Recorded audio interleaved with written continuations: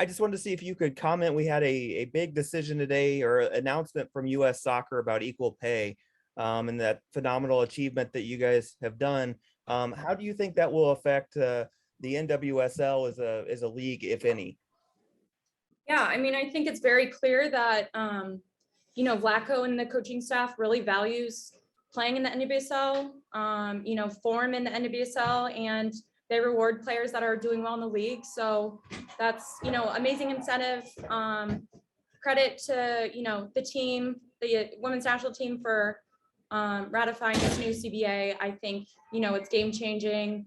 It's going to affect not only women's soccer in the US, but throughout the whole world. And we'll just continue to keep driving the standard and, passing the torch down. And I think it's exciting for the future generation. Can you speak about the physicality? There seem to be for two teams that haven't really played each other. There seem to be a lot of fouls and very physical play. Is that just the normal now for the league, or is that something about this team in particular? I mean, I think it's just competitiveness. I mean, it was a physical game, and for whatever reason, maybe some, fouls were reckless, and we needed to be maybe a little bit smarter on some. And I mean, we're just going to look back and review it. And again, it's the fourth game of the season. I don't think we need to overthink it, but I think we'll just take some learning points from this game and, be upset about the result. But I think, come tomorrow, we got to just continue to improve and get better. And just look towards North Carolina, like Emma said.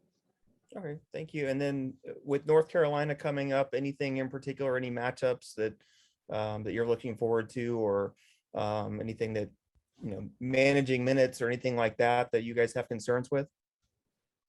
Yeah, I think we'll obviously go back to the drawing board, recover is most important at the moment. And yeah, obviously we'll put in a good shift against North Carolina because, as Abby said, every game's competitive, and it's really important that we go into each game with the mindset of wanting to take 3 points. Okay, thank you very much. Hi everyone. Probably just frustrating evening for us. Obviously, we're disappointed with the results. It's tough on the road, especially with a short turnaround. I'm sure the players won't want to use that as an excuse, and we won't use that as an excuse. Credit to Louisville.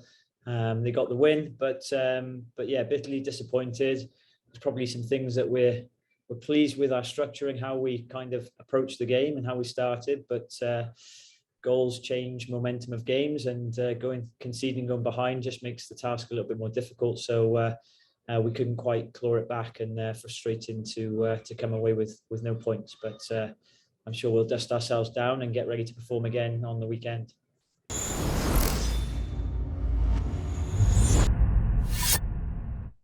Moments ago, both teams and the NWSL recognized those who tragically lost their lives during Saturday's event in Buffalo. Our hearts go out to the victims and their loved ones during this incredibly difficult time. Tripped up with Breedy. Bunch of trips, and finally Van Egmond is called for a foul here, and we will have a free kick in a very good spot for Racing Louisville. It's DeMello, rips it, Sheridan saves, but it goes in! Sheridan tipped it.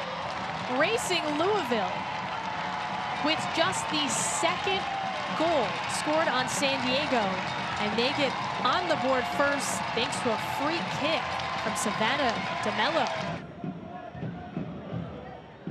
Service in, Morgan keeps it, there's a shot and it goes wide off the head of McNabb. That was a decent sequence for San Diego. And what a clever opportunity there for San Diego. Good service in, far post. The service here from Korniak, and then just this ability for Alex Morgan to play this ball in. Van Egmond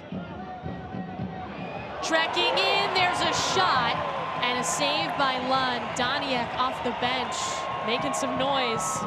And that initial punch out from Katie Lund was tremendous. And there's a final whistle. San Diego handed their first loss of the season.